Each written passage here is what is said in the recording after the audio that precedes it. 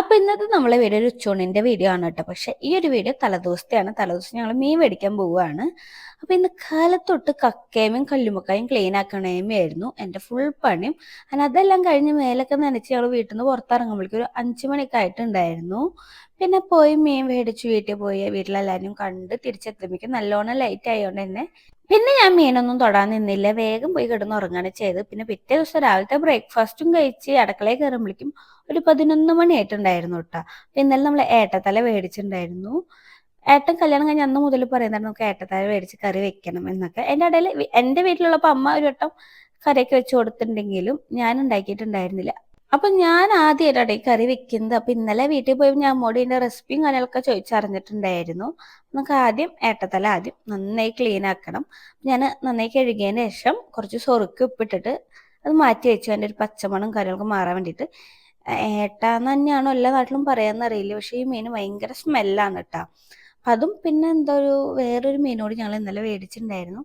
അതും കഴുകി മാറ്റി വെച്ചു. പിന്നെ നമുക്ക് ഇനി ഈ കറികളെല്ലാം വെക്കാനുള്ള വെളുത്തുള്ളിയും ചുവന്നുള്ളിയും ഇഞ്ചിയും കാര്യങ്ങളൊക്കെ തൊലി പൊളിക്കിയ കാര്യങ്ങളാണ് ഇതിൻ്റെ അടുത്ത പരിപാടി. ഞാൻ മെയിനായിട്ട് വെളുത്തുള്ളിയും ചുവന്നുള്ളിയും മേടിക്കുമ്പോൾ നെസ്റ്റോ അല്ലെങ്കിൽ ലുലുവിൻ്റെ ഹൈപ്പർ മാർക്കറ്റ് അങ്ങനെയുള്ള ഷോപ്പുകളിൽ നിന്ന് മാത്രമേ മേടിക്കാറുള്ളൂ. അവിടെ ആകുമ്പോൾ കുറച്ച് വലിയ വെളുത്തുള്ളിയും ചുവന്നുള്ളിയൊക്കെ ഉണ്ടാവും. നമ്മൾ അടുത്തുള്ള കടകളിൽ നിന്ന് മേടിക്കുകയാണെങ്കിൽ നല്ല കുഞ്ഞു കുഞ്ഞു ഐറ്റംസ് ആയിരിക്കും. കഴിയുമ്പോൾ നമുക്ക് ഒരുപാട് ടൈം കയ്യിൽ നിന്ന് പോവുകയും ചെയ്യും. ഞാനിങ്ങനെ നെസ്റ്റോയിലേക്കൊക്കെ പോകുമ്പോൾ ഞാൻ ഒന്നോ രണ്ടോ പാക്കറ്റ് ഇങ്ങനെ ഒരു പാക്കറ്റായിട്ട് കെട്ടായിട്ടാണ് ഇരിക്കുന്നുണ്ടാവുക. ഒന്നോ രണ്ടോ പാക്കറ്റ് ഞാൻ മേടിച്ചു വയ്ക്കും. നാശമായി പോവുകയാണെങ്കിലും കുഴപ്പമില്ല.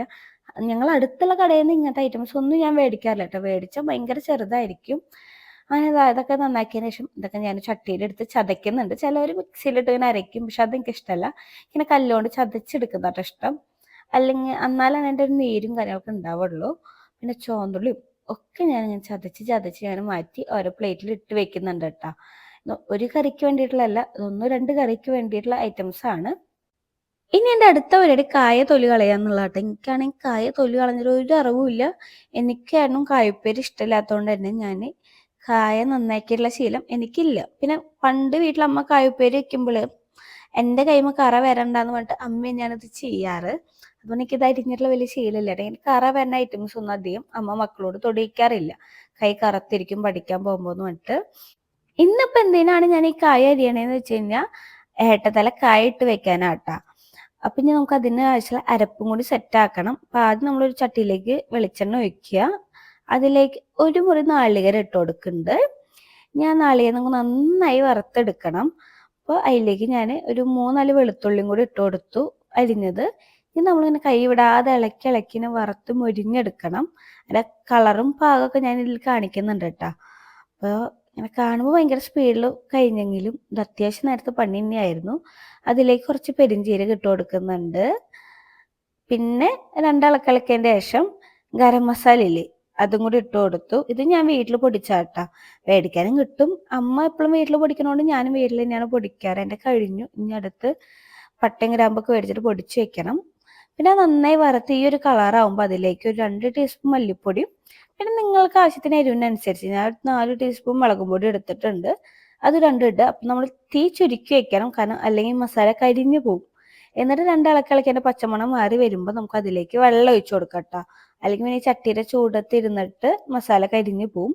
നമ്മൾ ഗ്യാസ് അടുപ്പ് ഓഫ് ചെയ്ത് അതിലേക്ക് വെള്ളം ഒഴിച്ചിട്ട് വെക്കുക. ഇനി ചൂട് അറിയതിൻ്റെ ശേഷം നമുക്ക് അരച്ചെടുക്കാം. എന്തായാലും കുറച്ച് വെള്ളം ഒഴിച്ചോളൂ, അല്ലെങ്കിൽ ഇത് കരിഞ്ഞു പോകും. മസാല കരിഞ്ഞ് പിന്നെ ടേസ്റ്റ് മാറും. അങ്ങനെ അത് ചൂടാറി കഴിഞ്ഞാൽ നമുക്കതൊരു ജാറിലേക്ക് ഇട്ടിട്ട് കുറച്ച് വെള്ളം കൂടി കലക്കി ഒഴിച്ചതിന് ശേഷം നന്നായി ചാന്ത് പോലെ അരച്ചെടുക്കാം.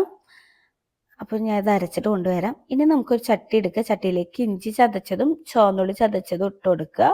പിന്നെ അതിലേക്ക് ഒരു 1/2 ടീസ്പൂൺ മഞ്ഞൾപ്പൊടി.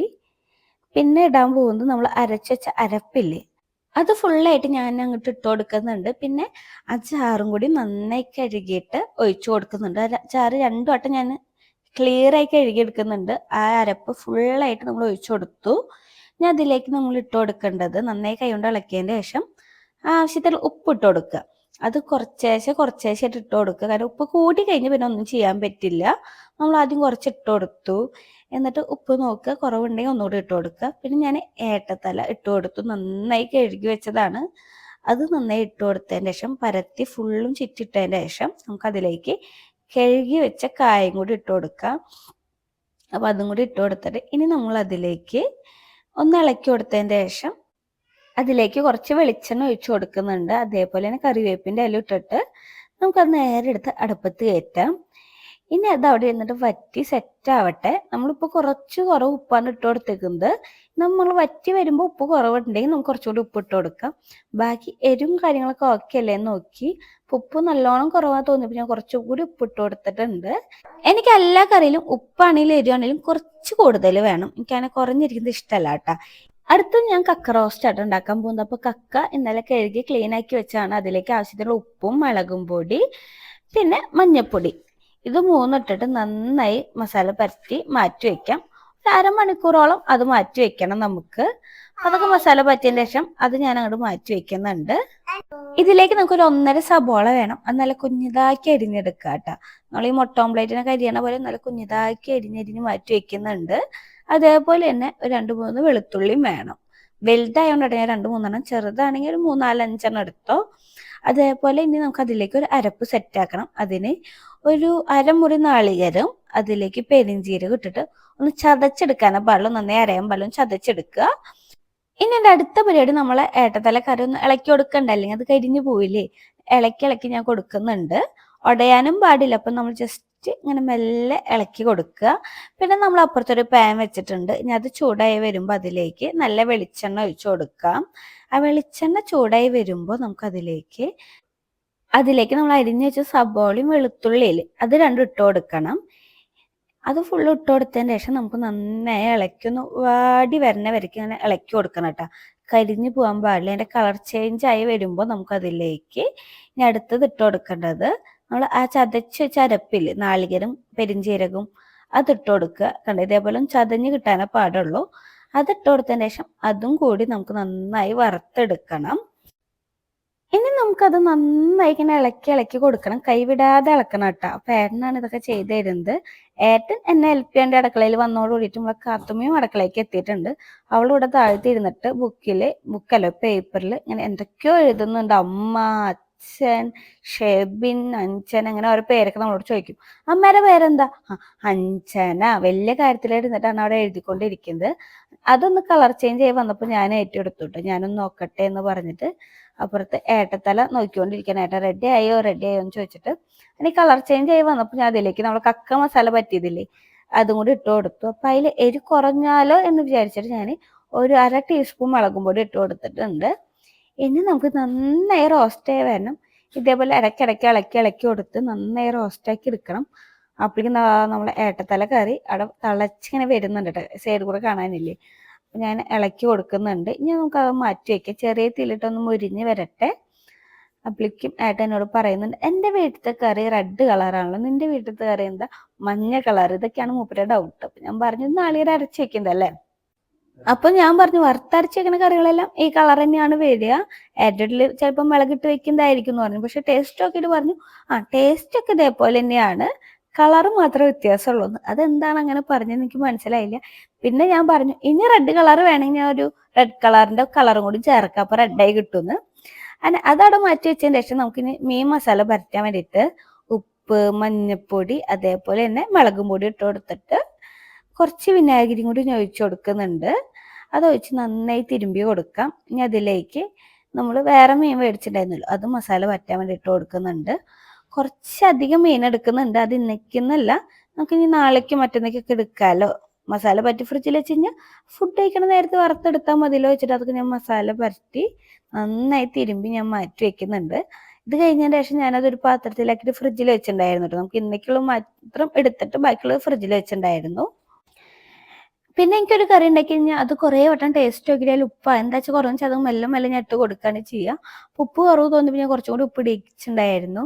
പിന്നെ ഇത് ഏട്ടൻ്റെ കയ്യിൽ നിന്ന് എടുത്തിട്ടാട്ടോ. കുറച്ച് വെളിച്ചെണ്ണയും കൂടി ഉണ്ടെങ്കിൽ നല്ല ടേസ്റ്റ് ഉണ്ടാവും എന്നിട്ട് വെളിച്ചെണ്ണയും കൂടി ഒഴിച്ചു. അങ്ങനെ ഞാനത് ഒന്നുകൂടി ടേസ്റ്റ് നോക്കുന്നുണ്ട്. ഉപ്പ് കൂടിയോ ഇല്ലേന്നൊക്കെ ഒന്ന് അറിയണ്ടേ. അങ്ങനെ ടേസ്റ്റ് നോക്കി എടുത്തു. ഉപ്പൊക്കെ പാകം തന്നെയാണ്, വേറെ കുഴപ്പങ്ങളൊന്നുമില്ല. നല്ല ടേസ്റ്റ് ഉണ്ടായിരുന്നു. അമ്മ ഉണ്ടാക്കുന്ന കറിയുടെ ടേസ്റ്റൊക്കെ വന്നിട്ടുണ്ട്. അങ്ങനെ ഞാൻ അതങ്ങോട്ട് ഓഫ് ചെയ്ത് മാറ്റി വെച്ചു. ഇനി നമുക്ക് അടുത്തത് നമ്മളെ കക്ക റോസ്റ്റ്. അപ്പം അത് ഇതാവുന്നു ഇങ്ങനെ മൊരിഞ്ഞ് വന്നപ്പോൾ ഞാൻ അതിലേക്ക് കുറച്ച് കുരുമുളക് പൊടി ഇട്ട് കൊടുത്തിട്ടുണ്ട്.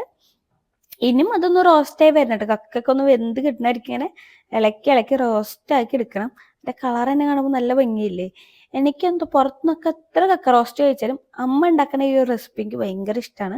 പിന്നെ ഞാൻ രണ്ടിലേക്കും കുറച്ച് കറിവേപ്പിൻ്റെ ഇല കഴുകിയിട്ട് കൊടുത്തിട്ടുണ്ട്. ഞാൻ ഇന്നലെ കറിവേപ്പിൻ്റെ ഇല മേടിച്ചിട്ടുണ്ടായിരുന്നു. അതിൻ്റെ ഒരു പ്രകസനമാണ്. സാധാരണ എൻ്റെ വീട്ടിൽ ഈ ഇലകളോ കാര്യങ്ങളോ ഒന്നും ഉണ്ടാവാറില്ല. കാരണം നമ്മളിങ്ങനെ ഓരോ ഷൂട്ടിനൊക്കെ പോയി വരുമ്പോൾ അത് കരിഞ്ഞ് പോയിട്ടുണ്ടാവും. അപ്പം അതുകൊണ്ട് ഞാൻ അത് മേടിച്ച് വെക്കാറില്ല. അങ്ങനെ കറി ആയപ്പോൾ കാത്തുമ്മയ്ക്ക് കറി ഭയങ്കര ഇഷ്ടമാണ്. ഇങ്ങനെ മീൻ കറി ചിക്കൻ കറി എന്തെങ്കിലും ആണെങ്കിൽ അതിൻ്റെ ഗ്രേവി ഇങ്ങനെ നക്കിക്കൊണ്ട് നടക്കാൻ ഭയങ്കര ഇഷ്ടമാണ്. അങ്ങനെ അവൾക്ക് ആദ്യം ടേസ്റ്റ് നോക്കിയപ്പോൾ അവൾ പറഞ്ഞു ഒരു പാത്രം കൊണ്ടുവന്നിട്ട് അമ്മ ഇതിലെനിക്ക് കറി വേണം എന്ന് പറഞ്ഞപ്പോൾ ഞാൻ അതിലേക്ക് കുറച്ച് കറി കൊടുക്കുന്നുണ്ട്. പിന്നെ ഇതാ അവിടുത്തെ അവസ്ഥ ഇതാണ്. ഇതിങ്ങനെ കൈമുക്കി നക്കിക്കൊണ്ടേയിരിക്കും. അതൊരു വട്ടം എന്നല്ല കേട്ടോ, 1-2 വട്ടമൊക്കെ അവൾ കറി മേടിക്കും. അവൾക്ക് ഭയങ്കര ഇഷ്ടമാണ് അതിന് കറി കഴിക്കാൻ വേണ്ടിയിട്ട്. അതെൻ്റെ സ്വഭാവമാണ്. ഞാൻ എപ്പോഴും അമ്മ ബീഫോ ചിക്കൻ എന്തെങ്കിലും ഉണ്ടാക്കുകയാണെങ്കിൽ ആ അടുപ്പിൽ നിന്ന് തന്നെ ഓഫ് ചെയ്യണോടിട്ട് ഞാൻ പാത്രം കൊണ്ട് ചെല്ലും. അതിലേക്ക് അമ്മ കുറേ ഇട്ട് തരും. അത് ആ ചൂടോടക്കനെ ഞാൻ കഴിക്കും. അത് കഴിഞ്ഞ് പിന്നെ ഞാൻ ഒരുപാട് കഴിക്കൊന്നുമില്ല. പക്ഷെ ആ ഒരു ടൈം ഞാൻ എത്ര വേണമെങ്കിലും കിട്ടിയാൽ കഴിച്ചോളൂ. എനിക്ക് അത് ഭയങ്കര ഇഷ്ടമുള്ള കാര്യമാണ്. അപ്പം പിന്നെ എൻ്റെ അടുത്ത പരിപാടി മീൻ വറക്കുക എന്നുള്ളതാണ്. അപ്പോൾ ഞാൻ ആകെ ഇതിൽ കാണുന്ന ഇത്ര മീൻ ഒരു 5-6 പീസ് മീൻ തന്നെയാണ് വറക്കണുള്ളൂ. ഇത് ഞങ്ങൾക്ക് 2 ദിവസത്തേക്ക് ഉണ്ടായിരുന്നു. അന്ന് ഉച്ചത്തേക്കും രാത്രിക്കും പിറ്റേ ദിവസം ഉച്ചത്തേക്കും ഉണ്ടായിരുന്നു. ഞങ്ങൾക്ക് ഒരു പീസ് മീനൊക്കെ മതി, ഒരുപാടൊന്നും വേണ്ട. പക്ഷെ പച്ചക്കറി മാത്രം ഫുഡ് കഴിക്കാൻ ഇഷ്ടമല്ല. ഒരു പീസ് മീനുകളും അതിൻ്റെ സൈഡിൽ വേണം. അപ്പോൾ അത് ഞാൻ മറിച്ചിട്ട് ഇങ്ങനെ വറുത്തെടുക്കുന്നുണ്ട്. ഒരുപാട് മൊരിയിൻ്റെയൊക്കെ ഇഷ്ടമല്ല. ഇങ്ങനെ ഈ ഒരു കളറാകുമ്പോഴേക്കും എനിക്കത് എടുക്കണം. പിന്നെ അതിലേക്ക് ഞാൻ വേപ്പിലിട്ട് കൊടുത്തു. ഞാൻ പറഞ്ഞില്ലേ എപ്പോഴെങ്കിലും മാത്രം വേപ്പിലുണ്ടാകുന്നതിൻ്റെ സന്തോഷമാണ് ഞാൻ കാണിച്ചു കൂട്ടിക്കൊണ്ടിരിക്കുന്നത്. നിങ്ങൾ ഇതിനങ്ങനെ കണ്ടാൽ മതി. ഇനി എൻ്റെ അടുത്ത പരിപാടി ബാക്കിയുള്ള മീനെ കറിയാക്കി വെക്കുക എന്നുള്ളതാണ്. അപ്പം നാളേക്കും കൂടി ആവും എന്നുള്ള പ്ലാനിൽ തന്നെയായിട്ട് ഞാൻ കറിയാക്കുന്നത്. മഞ്ഞപ്പൊടി കുറവാണല്ലോ എന്ന് വെച്ചാൽ എൻ്റെ ഇപ്പം കമത്തിയത് മാത്രമേ ഓർമ്മയുള്ളൂ. കുറേ മഞ്ഞപ്പൊടി ഉണ്ടായിരുന്നു. പിന്നെ അതിന് കുറച്ചെടുത്ത് ഞാൻ കളയേണ്ടി വന്നു. പിന്നെ ആവശ്യത്തിനുള്ള മുളകും പൊടി എൻ്റെ ചെറിയ ടീസ്പൂൺ ആയിട്ട് ഞാൻ 4-5 ടീസ്പൂൺ മുളകും പൊടി ഇടുന്നുണ്ട്. അങ്ങനെ മുളകും പൊടി ഇട്ടതിന് ശേഷം അതിലേക്ക് ഇനി ആവശ്യത്തിന് ഉപ്പ് ഇട്ട് കൊടുക്കുക.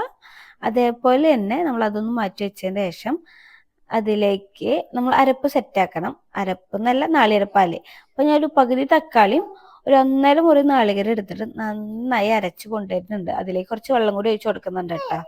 തക്കാളി ഇടുന്നത് ഒരു പുള്ളി ഫുള്ളായിട്ട് അരയിൻകോട്ടെ വെച്ചിട്ടാണ്.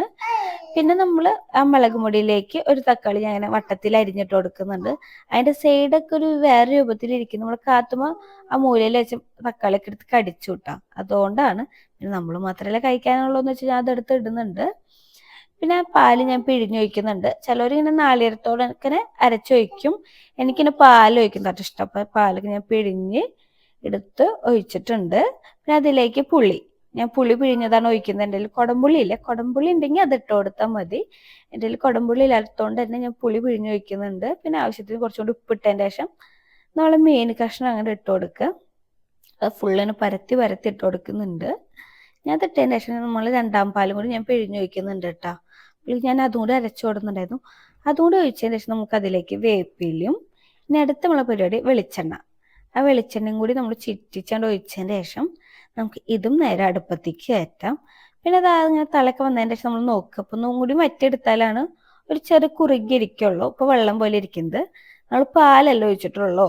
പിന്നെ അതിങ്ങനെ തിളച്ചാണ്ട് വറ്റിച്ചാണ്ട് എടുക്കാം. നമുക്ക് ഭയങ്കര ടേസ്റ്റ് ആയിട്ട് ഈ കളറ് കാണുന്ന പോലെ നല്ല ടേസ്റ്റ് ഉണ്ടായിരുന്നു. ആ നേരത്തിൻ്റെ ഉള്ളിൽ ഞാൻ അടുത്ത പരിപാടി നമ്മളെ പാത്രങ്ങളെല്ലാം കഴുകി ക്ലീൻ ആക്കുക എന്നുള്ളതാണ്. അപ്പം ഞാൻ എൻ്റെ ബാക്കിയുള്ള പാത്രങ്ങളും കാര്യങ്ങളും ഞാൻ കയ്യോടക്കിന് തന്നെ കഴുകി വൃത്തിയാക്കി വെക്കുന്നുണ്ട്. ഒരുപാട് പാത്രങ്ങളൊന്നും ഉണ്ടായിരുന്നില്ല. ഞാൻ ഈ വീഡിയോയിൽ പെട്ടില്ലെങ്കിലും അപ്പം ഞാൻ പറ്റുന്ന മാക്സിമം പാത്രങ്ങൾ ഞാൻ അപ്പം തന്നെ കഴുകി മാറ്റി വെച്ചായിരുന്നു. പിന്നെ നമ്മൾ കട്ടിംഗ് ബോർഡാട്ടോ. ഇത് ഭയങ്കര യൂസ്ഫുള്ളാണ്. കാരണം സ്റ്റീലിൻ്റെ ആയതുകൊണ്ട് നല്ല നമുക്ക് നല്ല ഒതുക്കത്തിൽ എടുത്തു വെക്കാം. അത്യാവശ്യം സ്പേസ് ഉള്ളതുകൊണ്ട് നമുക്ക് ഒരുപാട് പച്ചക്കറി അരിഞ്ഞിട്ട് അതിന്മേൽ തന്നെ നമുക്ക് എടുത്തു വെക്കാൻ പറ്റും കേട്ടോ. അതല്ല എൻ്റെ വേസ്റ്റ് പാത്രം ബാക്കിയുള്ള പാത്രങ്ങളും കാര്യങ്ങളൊക്കെ ഞാനിങ്ങനെ കഴുകി മാറ്റി വെക്കുന്നുണ്ട്. എൻ്റെ പാത്ര സ്റ്റാൻഡ് ഞാൻ അപ്പുറത്ത് കൊണ്ടുവച്ച് കേട്ടോ. അത് അടുക്കളയിൽ ഇരിക്കുമ്പോൾ ഭയങ്കരമായിട്ട് സ്പേസ് കുറയണ പോലെ തോന്നുന്നു. അങ്ങനെ നമ്മൾ മീൻകറി ഏകദേശം റെഡി ആയിട്ടുണ്ട്. അപ്പം അതിൽ കുറച്ച് ഉപ്പിൻ്റെ കുറവ് തോന്നിയപ്പോൾ കുറച്ചും കൂടി ഉപ്പൊക്കെ ഇട്ട് കൊടുത്തു. പിന്നെന്താ ഉപ്പിട്ട് കൊടുത്തു. പിന്നെ അതിലേക്ക് കുറച്ച് വേപ്പിൻ്റെ ഇലയും വെളിച്ചെണ്ണയും കൂടി ഞാൻ ഒഴിച്ചു കൊടുക്കുന്നുണ്ട്. ലാസ്റ്റ് കുറച്ചും കൂടി വെളിച്ചെണ്ണ ഒഴിച്ചു. ഞാൻ ഇതിലേക്ക് വേപ്പിലും കൂടി ഇട്ട് കഴിഞ്ഞാൽ നമ്മളെ മീൻകറി റെഡി ആയിട്ടുണ്ട്. എന്തൊരു പെട്ടെന്ന് ഇതൊക്കെ റെഡി ചെയ്ത്. എനിക്ക് തോന്നുന്നു 11 മണിക്ക് സ്റ്റാർട്ട് ചെയ്ത് 1 മണി നമുക്ക് നമ്മളെ ഫുഡെല്ലാം റെഡി ആയിട്ടുണ്ടായിരുന്നു. പിന്നെ എന്ത് മീനാണേലും ഇറച്ചിയാണെങ്കിലും എന്തുണ്ടാക്കിയാലും അതിൻ്റെ ചുറ്റുവശത്തിരിക്കുന്ന എല്ലാ പാത്രവും ഉരച്ച് കഴുകി വൃത്തിയാക്കിയാലാണ് എനിക്ക് സമാധാനം ഉണ്ടാവുള്ളൂ. അല്ലെങ്കിൽ അടുക്കളയിൽ മീൻ മണം വരും. ചില വീട്ടിലൊക്കെ പോയി കഴിഞ്ഞാൽ അവിടെ നിറയെ മീൻ മണമായിരിക്കും. പ്രത്യേകിച്ച് ഏട്ട. ഈ ഏട്ട മീൻ ഉണ്ടാക്കി കഴിഞ്ഞാൽ 4 വീട് അപ്പുറം വരയ്ക്കും അറിയാം നമ്മുടെ വീട്ടിലെ ഏട്ടയാണ്. അത്ര സ്മെല്ലുള്ള മീനാട്ടോ. അപ്പം അതൊക്കെ കറി വെച്ച് കഴിഞ്ഞാൽ നമ്മൾ ആ ചെമ്മീരും കാര്യങ്ങളൊക്കെ നന്നായി സോപ്പിട്ട് ഉരച്ച് കഴുകി വൃത്തിയാക്കണം. ഇതും കൂടിയും കഴിഞ്ഞാലാണ് എനിക്ക് സമാധാനമായിട്ട് ഫുഡ് കഴിക്കാൻ പറ്റുള്ളൂ കേട്ടോ. അതുകൊണ്ടാണ് ഞാൻ ഈ ടൈമിൽ തന്നെ ഇതൊക്കെ ചെയ്യുന്നത്. അല്ലെങ്കിൽ പിന്നെ ഫുഡ് കഴിച്ചതിന് ശേഷം ചെയ്താൽ മതിയായിരുന്നു. എന്നാലും എനിക്കൊരു സമാധാനം കിട്ടില്ല. എനിക്ക് ഈ ഒരു പണി ഫുള്ളായിട്ട് കഴിയണം, എന്നാലേ എനിക്ക് സമാധാനം ഉണ്ടാവുള്ളൂ. അപ്പം എൻ്റെ നെയ്പാത്രത്തിൽ നെയ്യ് കഴിഞ്ഞിട്ടുണ്ടായിരുന്നു. സാധാരണ ഈ നെയ്യിൻ്റെ പാത്രമാണെങ്കിലും വെളിച്ചെണ്ണ പാത്രമാണെങ്കിലും കഴുകാൻ ഭയങ്കര പണിയാട്ടാ. നമ്മൾ ആ പാത്രത്തിൽ സോപ്പും വെള്ളം ഒഴിച്ച് 2 ദിവസം എടുത്ത് വെച്ചതിൻ്റെ ശേഷമാണ് കഴുകാൻ പറ്റുള്ളൂ. പക്ഷെ ഇതിപ്പോൾ ഞാൻ ചെയ്യുന്നത് കല്യാണേച്ചിയുടെ വീഡിയോയിൽ കണ്ടതാണ്. അടിപൊളിയായിട്ടാ, പെട്ടെന്ന് തന്നെ ക്ലീൻ ആയി കിട്ടുന്നുണ്ട്. നമുക്ക് ആ പാത്രത്തേക്ക് ചെറിയ ടിഷ്യൂവിൻ്റെ പേപ്പറും അതിലേക്ക് ലിക്വിഡും കുറച്ച് വെള്ളം ഒഴിച്ചതിന് ശേഷം നന്നായി കുലുക്കി എടുത്താണ്ടല്ലോ നല്ല ക്ലീൻ ആയിട്ട് കിട്ടുന്നുണ്ട്. നമുക്ക് വേറെ ഒന്നും ചെയ്യണ്ട, അത്രയും അടിപൊളിയായി കിട്ടുന്നുണ്ട് കേട്ടാ. ഞാൻ അത്രയും പ്രതീക്ഷിച്ചില്ല. ഞാൻ ഇന്നലെ വീഡിയോയിൽ കണ്ട കാരണം ഞാൻ എന്തായാലും ഇത് കഴിഞ്ഞിരിക്കില്ല, അപ്പൊ ഒന്ന് പരീക്ഷിച്ച് നോക്കിയതാണ്. പിന്നെ സൈഡ് വശത്തെ നെയ്യൊക്കെ ഞാൻ ഒന്ന് ചകിരിട്ട് ഉരച്ച് കഴുകുന്നുണ്ട്. പക്ഷെ എന്താ പറയാ, അങ്ങനെ മാത്രം ചെയ്താൽ മതി, ഉള്ളു ഫുള്ളായിട്ട് ക്ലീൻ ആയി കിട്ടുന്നുണ്ട്. അതിന്റെ മെഴുക്കൊക്കെ പോകുന്നുണ്ട് കേട്ടാ. സാധാരണ ഇതൊക്കെ കഴുകാന്ന് വെച്ചാൽ ഭയങ്കര മടിയുള്ള കേസാണ്. നല്ല എളുപ്പത്തിൽ കഴുകാൻ പറ്റി. അപ്പൊ ഇത് പരീക്ഷിക്കാത്തവരൊന്ന് ചെയ്ത് നോക്കിക്കോ, അടിപൊളിയായിട്ടുള്ള പരിപാടിയാണ്. ഞാനിപ്പോൾ ഇങ്ങനത്തെ വീഡിയോയിലൊക്കെ എല്ലാം കണ്ടു കഴിഞ്ഞാൽ അതേപോലെ പരീക്ഷിച്ച് നോക്കാറുണ്ട്. അങ്ങനെ ഇതാ ഞാൻ അതെല്ലാം കഴുകിയിട്ട് അതിൻ്റെ വെള്ളം മാറാൻ വേണ്ടി വെച്ചിട്ടുണ്ട്. അത് മാറിയതിന് ശേഷം നമുക്ക് നാളെ പുതിയ നെയ്യിൻ്റെ ഡപ്പ തുറന്നിട്ട് ഇട്ട് കൊടുക്കാം. പിന്നെ അതാ അതിൻ്റെ ബാക്കിയുള്ള ഗ്യാസ് അടുപ്പും ചെമ്മീരും ഏരിയ ഫുള്ളും ഞാൻ നന്നായി സോപ്പിട്ട് ഉരച്ച് കഴുകി എടുക്കുന്നുണ്ട്. ഇതിന് അത്യാവശ്യം ടൈം നമുക്ക് പോകട്ടെ, പക്ഷെ എന്നാലും നമ്മൾ അടുക്കള കാണുമ്പോൾ നമുക്ക് ഭയങ്കര സന്തോഷമാണ്. അങ്ങനത്തെ ആൾക്കാരുണ്ടാ? എനിക്ക് ഈ ഒരു കേസിൽ ഭയങ്കര സൈക്കോ ആണ്. എനിക്ക് എപ്പോഴും എൻ്റെ അടുക്കള ഭയങ്കര ക്ലീൻ ആയിരിക്കണം. ആ വൃത്തികേടായിരുന്നു കഴിഞ്ഞാൽ അതിൻ്റെ കേട് ഫുള്ള് ഏട്ടനാട്ടാ. എൻ്റെ വീടും അടുക്കള വൃത്തികേടാണെങ്കിൽ ഞാൻ ഏട്ടനോട് തല്ലുകൂടേണ്ടേയിരിക്കും. അത് അങ്ങോട്ട് വയ്ക്കും, ഇത് ഇങ്ങോട്ട് വയ്ക്കും, വീട് എപ്പോഴും വൃത്തികേടാന്നുകൊണ്ട് ഞാൻ തല്ലുകൂടേണ്ടിയിരിക്കും. ഇതെല്ലാം ക്ലീൻ ആണെങ്കിൽ ഞാൻ ഭയങ്കര ഹാപ്പി ആയിരിക്കും. ഞാൻ അവരോട് ആരോടും തല്ലുണ്ടാക്കിയില്ല. എനിക്ക് അങ്ങനത്തെ ഒരു പ്രശ്നം ഉണ്ട് കേട്ടോ. അങ്ങനത്തെ ആൾക്കാരുണ്ടോ? നിങ്ങൾക്ക് അങ്ങനത്തെ സ്വഭാവം ഉണ്ടോ എന്നൊക്കെ ഒന്ന് കമൻറ്റ് ചെയ്തോളൂ. അങ്ങനെ അതാ ഞാൻ അടുക്കള ഫുള്ളും വൃത്തിയാക്കിയതിൻ്റെ ശേഷം പിന്നെയാണ് ഞാൻ ചിന്തിച്ചത്, ഞാൻ മീൻ ഈ സൈഡിലിട്ടിട്ടല്ലേ കഴുകിയത്. അപ്പം ആ ചേമ്പിന്മേൽ ഫുള്ളും ആ മീൻ മണം ആവാൻ ചാൻസ് വളരെയധികം കൂടുതലാണല്ലോ. അങ്ങനെ ഓർത്ത് കഴിഞ്ഞപ്പോൾ പിന്നെ ഇതാ ഞാൻ അവിടുത്തെ ചെമ്മീനും കൂടിയും ഉരച്ച് കഴുകി വൃത്തിയാക്കുന്നുണ്ട്. ഇവിടെ പ്രത്യേകിച്ച് വേറെ കളറോ അഴുക്കൊന്നും ഇല്ല കേട്ടാ. ഫുൾ ക്ലീൻ ആയിട്ട് തന്നെയാണ് ഇരിക്കുന്നത്. ഞാൻ സ്മെല്ല് ഇവിടെ എവിടെയെങ്കിലും ഉണ്ടെങ്കിലോ എന്ന് വിചാരിച്ചിട്ടാണ് ഞാൻ ഇപ്പോൾ ഇവിടെ തുടച്ച് വൃത്തിയാക്കുന്നത്. സത്യം പറഞ്ഞാൽ അവിടെ ഒന്നും ചെയ്യേണ്ട ആവശ്യമില്ല, അത്രയും വൃത്തിയായിട്ടാണ് ഇരിക്കുന്നത്. എന്നാലും മീൻ മണം വന്നാലോ, നമുക്കതറിയില്ലല്ലോ. പിന്നെ ഞാൻ ആ നേരത്ത് വീണ്ടും വൃത്തിയാക്കണ്ടേ എന്നാലോചിച്ചിട്ട് ഞാൻ ആ പൈപ്പും കാര്യങ്ങളെല്ലാം ഉരച്ച് കഴുകിയിട്ടാ, സോപ്പൊക്കെ ഇട്ടിട്ട് നന്നായി ഉരച്ച് വൃത്തിയാക്കി കഴുകിയിട്ടുണ്ടായിരുന്നു. അതുകൊണ്ട് തന്നെ പിന്നെ അവിടെ ഒരു ആ മീമണോ കാര്യങ്ങളോ ഒന്നും വന്നിട്ടില്ല കേട്ടാ. ഏട്ടമണോ കാര്യങ്ങളൊന്നും എൻ്റെ അടുക്കളയ്ക്കേ ബാധിച്ചിട്ടുണ്ടായിരുന്നില്ല. അത്രയും ക്ലീൻ ആയിട്ടുണ്ടായിരുന്നു. അങ്ങനെ അതാ ഞാൻ അവിടെ ഫുള്ളും തുടച്ച്. ഇനി തോർത്തില്ലേ, ഈ തോർത്ത് ഞാൻ അപ്പം തന്നെ കഴുകാട്ടുണ്ടായിരുന്നു കേട്ടോ. അല്ലെങ്കിൽ തോർത്തുമ്പോൾ മണം ഉണ്ടാവുമല്ലോ, അതുകൊണ്ടും കഴുകാട്ടിട്ടുണ്ടായിരുന്നു. അപ്പം തന്നെ എന്ന് വെച്ച് കഴിഞ്ഞാൽ അന്ന് രാത്രി ഞാൻ കിടക്കാൻ പോകുമ്പോഴാണ് ഇങ്ങനെ നമ്മൾ തുടയ്ക്കുന്ന തുണികളൊക്കെ ഞാൻ രാത്രികൾ കഴുകാടും. രാവിലെ ആകുമ്പോൾ തോരയിടും. ഒരു മുക്കാൽ മണിക്കൂറാകുമ്പോഴേക്കും അത് ഉണങ്ങി കിട്ടിയിട്ടുണ്ടാവും കേട്ടോ. പിന്നെ അതാ ഞാൻ ആ സിങ്കും കൂടി നന്നായി ഉരച്ച് കഴുകി വൃത്തിയാക്കുന്നുണ്ട്. ഞാൻ പറഞ്ഞില്ല അതിലൊന്നും വേറെ അഴുക്കോ കാര്യങ്ങളൊന്നും ഇല്ല, എന്നാലും മണം വേണ്ട എന്ന് വിചാരിച്ചിട്ട് അതും പിന്നെ എൻ്റെ പാത്രം കഴുകുന്ന ലിക്വിഡ് ഒഴിക്കണ ബോക്സും അങ്ങനെ മൊത്തത്തില് അടുക്കള ഫുള്ളായിട്ട് ഞാൻ ക്ലീൻ ആക്കി എടുത്തിട്ടുണ്ടായിരുന്നു. ഇതെല്ലാം കഴിഞ്ഞപ്പോൾ മനസ്സിന് പ്രത്യേകത സമാധാനം ഉണ്ടായിരുന്നു. അത് ആരോടും പറഞ്ഞാൽ പോലും മനസ്സിലാവില്ല. ഞാനിങ്ങനെ ഇരുന്നിട്ട് ഒരു കാര്യത്തുമ്മേ ഇങ്ങനെ ഉരച്ച് പിടിച്ച് വൃത്തിയാക്കുമ്പോൾ എനിക്ക് എപ്പോഴും ഏട്ടനും ചീത്തയെ കൂടെ, നിനക്ക് ഭ്രാന്ത്, നിനക്ക് കുറച്ചു നേരം ഒന്ന് ഇരുന്നൂടെ. ഞാൻ അങ്ങനെ വല്ലതും ചെയ്യുമ്പോൾ ഏട്ടനും എൻ്റെ കൂടെ ചിലപ്പോൾ വന്ന് നിൽക്കേണ്ട ആവശ്യം വരും. രാത്രിയൊക്കെ ആണെങ്കിൽ ഞാൻ അടുക്കളയിൽ പണിയെടുക്കുമ്പോൾ ഏട്ടനെയും കൊണ്ട് തുണയ്ക്ക് നിർത്തും. അപ്പം അത് അവനൊരു ബുദ്ധിമുട്ടാണല്ലോ, അപ്പോൾ അവനെ ചീത്ത പറയാറുണ്ട്. അങ്ങനെ പണിയെല്ലാം കഴിഞ്ഞല്ലോ എന്ന് ആലോചിച്ചപ്പോഴാണ് ഏട്ടൻ പറയുന്നത്, പൊന്നയ്ക്ക് സബോള വിനാഗിരി ഉപ്പിട്ടിട്ടൊന്ന് തിരുമ്പി തരുമെന്ന്. അപ്പോൾ ഞാൻ ഒരു സബോളയും കൂടി എടുത്ത് ചെറിയ പാത്രത്തിൽ ഇടും. നല്ല ടേസ്റ്റാണ് കാര്യം. പക്ഷെ എനിക്ക് ആ നേരത്ത് നല്ല മടി ഉണ്ടായിരുന്നു, ഈ മനുഷ്യന് പ്രാന്താന്ന് വിചാരിച്ചിട്ട്. അങ്ങനെ നമ്മളെ സബോളയ്ക്ക് കുറച്ച് വിനാഗിരി ഒഴിച്ച് അതിലേക്ക് ഉപ്പിട്ടിട്ട് കൈ കൊണ്ട് നന്നായി തിരുമ്പുക. നല്ല ടേസ്റ്റാണ്. ചോറിൻ്റെ കൂടെ ഇത് മാത്രം എന്തെങ്കിലും കഴിക്കാൻ പറ്റും. അത് ഇങ്ങനത്തെ ഇഷ്ടമുള്ളവർക്ക്. എനിക്കാണ് സാധാരണ സവോള, വിനാഗിരി, ഉപ്പൊക്കെ ഭയങ്കര ഇഷ്ടമാണ്. മൂന്നും തിരുമ്പി കഴിഞ്ഞാൽ ഞാനാണെങ്കിലും ഏട്ടനാണെങ്കിലും കാത്തുവാണെങ്കിലും കഴിക്കൂട്ടോ.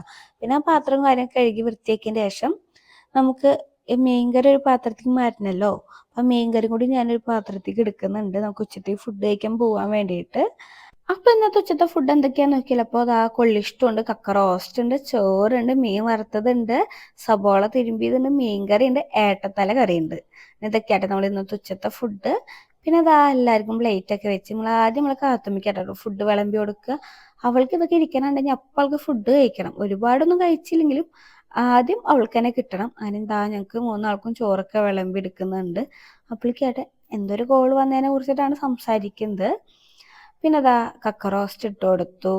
അതിൻ്റെ ഇടയിൽ ഞാൻ ടീസ്പൂൺ വലുതെടുക്കാൻ പോയതാണ്. അപ്പം ഏട്ടൻ പറഞ്ഞു ഇനിയിപ്പോൾ ഞാൻ പോയി എടുക്കൊന്നും വേണ്ട, ഇതന്നെ മതി എന്ന് പറഞ്ഞപ്പോൾ ഞാൻ വീണ്ടും റിട്ടേൺ വന്നു. പിന്നെ മീൻ വറുത്തത് വെക്കുന്നുണ്ട്, അതേപോലെ തന്നെ ബാക്കിയുള്ള എല്ലാ കറികളും വിളമ്പി എടുക്കുന്നുണ്ട്. പിന്നെ അതായത് ഏട്ടത്തല നമ്മളെ വറുത്തരച്ച കറി, ശരിക്കും കാണുമ്പോൾ ചിക്കൻ കറിയിലൊക്കെ പോലെയാണെങ്കിലും ഭയങ്കര ടേസ്റ്റ് ആട്ടാ. എനിക്ക് തോന്നുന്നു ഇതിപ്പോൾ വീഡിയോ ഇട്ടാൽ ഒരുപാട് പേര് ചോദിക്കും ഏതാണ് ഈ ഏട്ട മീൻ എന്ന്. കാരണം ഒരുപാട് പേർക്ക് അറിയാത്തതുണ്ട് ഈ ഏട്ട എന്ന് പറയുമ്പോൾ ഏതാണ്. നമ്മളവിടെയൊക്കെ ഏട്ട എന്ന് തന്നെയാണ് പറയുക. അത് പ്രത്യേകിച്ച് പഴിഞ്ഞിക്കാർക്ക് പഴിഞ്ഞി പെരുന്നാൾ തലേദിവസം അന്നൊക്കെ ഏട്ട മീനില്ലാത്തൊരു പരിപാടി ഇല്ല. അത് ഏട്ടൻ പറഞ്ഞിട്ടുള്ള അറിവാട്ടെ, എനിക്കതിന് കറക്റ്റ് അറിയില്ല. ഏട്ടൻ പറയാറുണ്ട് ഞങ്ങളുടെ വീട്ടിലൊക്കെ പെരുന്നാളിന് എന്തായാലും ഏട്ട മീൻ ഉണ്ടാവുമെന്ന്. പിന്നെ അത് അതൊക്കെ കൂട്ടി ഫുഡ് കഴിച്ചു, ഭയങ്കര ടേസ്റ്റ് ആയിരുന്നു. ഞാൻ രാത്രി ആകുമ്പോൾ കക്ക റോസ്റ്റും ഏട്ടക്കറിയൊക്കെ ആയിട്ട് വീട്ടിലേക്ക് പോയിട്ടുണ്ടായിരുന്നു. അപ്പം അമ്മയും പറഞ്ഞു കേട്ടോ നല്ല ടേസ്റ്റ് ഉണ്ടെന്ന്. അതൊന്നും വീഡിയോ എടുക്കാൻ പറ്റിയില്ല, നമ്മൾ പോകുമ്പോഴേക്കും കുറച്ച് ലേറ്റ് ആയിട്ടുണ്ടായിരുന്നു. തോന്നുന്നു ഒരു 7:30 8 മണി ആയിട്ടുണ്ടായിരുന്നു. എനിക്ക് വീഡിയോ എഡിറ്റ് ചെയ്യാനും പ്രമോഷൻ്റെ വീഡിയോയും കാര്യങ്ങളൊക്കെ ഉണ്ടായിരുന്നു. അതെല്ലാം കഴിഞ്ഞ് പോകുമ്പോഴേക്കും കുറച്ച് ലേറ്റ് ആയിട്ടുണ്ടായിരുന്നു. അതുകൊണ്ട് എനിക്ക് അവിടുത്തെ വീഡിയോ ഒന്നും എടുക്കാൻ പറ്റിയില്ല. എന്തായാലും ഈ ഒരു ഉച്ചയൂണ് അടിപൊളിയാണ്. വെറും 2 മണിക്കൂർ കൊണ്ടാണ് ഞാൻ കണ്ട കറികൾ ഉണ്ടാക്കിയത്. എനിക്ക് തോന്നുന്നു മീൻകറിയും കാര്യങ്ങളൊക്കെ എല്ലായിടത്തും ഇതേപോലെ തന്നെയായിരിക്കും വെക്കുക. പക്ഷെ കക്ക റോസ്റ്റും അതേപോലെ തന്നെ ഏട്ടത്തല വറുത്തരച്ച കറിയും നിങ്ങൾ ഉണ്ടാക്കിയിട്ടില്ലെങ്കിൽ ഇതേപോലെ ഒന്ന് ഉണ്ടാക്കി നോക്കണം. ഭയങ്കര ടേസ്റ്റാണ്. ഉണ്ടാക്കിയിട്ട് അഭിപ്രായം പറയും വേണം. അപ്പം എന്തായാലും ഇന്നത്തെ വീഡിയോ